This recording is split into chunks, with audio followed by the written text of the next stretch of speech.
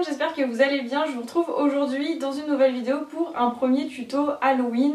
Je dis premier parce que j'espère que j'aurai le temps de vous en tourner un deuxième, voire de vous en proposer un troisième sur le blog. C'est une fête que j'aime beaucoup et je trouve ça trop dommage qu'en France ce soit pas un événement aussi important que ça peut l'être en Angleterre ou aux États-Unis par exemple. Je trouve que c'est une fête trop chouette, on se déguise, on mange plein de bonbons.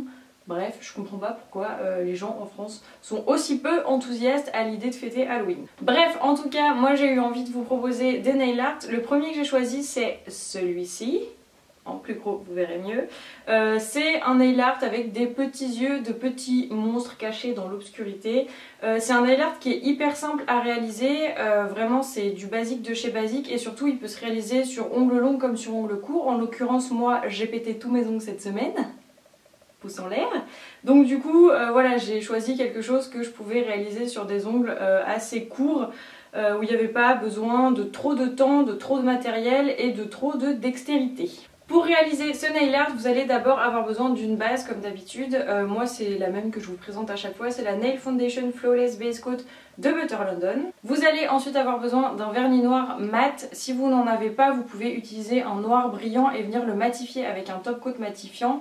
Et si vous n'avez ni l'un ni l'autre, faites ce nail art en brillant, ce sera tout aussi bien. En l'occurrence, moi j'ai utilisé le Matitude de Rimmel London de leur collection Velvet Matte qui est vraiment hyper sympa. Ils sont assez simples à appliquer, il y a un gros pinceau et ils tiennent plutôt bien, donc je les aime beaucoup. Vous allez ensuite avoir besoin d'un vernis blanc, donc moi comme d'habitude c'est celui que j'utilise tout le temps, c'est le blanc de chez Essie tout simplement. Ensuite vous allez avoir besoin d'un autre vernis noir mais cette fois-ci brillant, donc moi j'utilise le noir ébène de chez Yves Rocher de leur dernière collection qui est un noir totalement basique mais qui est plutôt de bonne qualité je trouve. Vous allez ensuite avoir besoin d'un dotting tool, donc moi j'utilise celui de chez Bourjois, on le trouve dans les supermarchés, enfin voilà dans tous les endroits où on trouve les produits Bourjois habituellement, mais bon il est quand même pas donné, je pense que vous en trouverez des moins chers en tapant dotting tool dans Google sur des boutiques en ligne spécialisées dans le nail art. Et si vous n'avez pas de dotting tool, je vous invite à regarder la vidéo que je vous mettrai en barre d'infos où je vous montre comment réaliser des pois avec d'autres outils, en l'occurrence une bobby pin pour les cheveux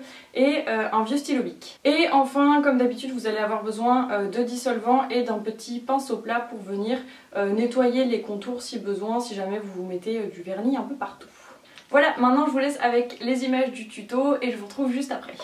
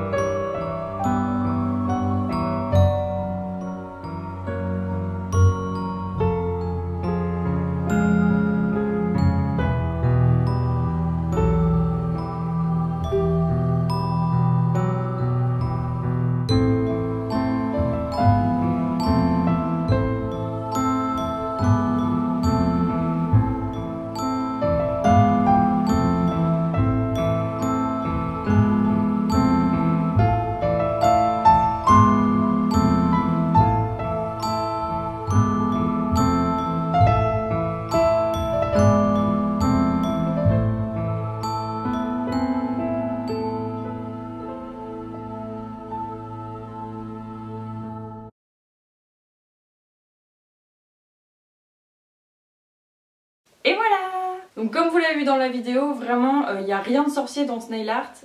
Rien de sorcier, Halloween, tout ça. Bref, il y a vraiment, voilà, c'est hyper simple à réaliser, c'est juste superposer des pois de différentes couleurs. En l'occurrence, c'est vraiment accessible aux débutantes en nail art.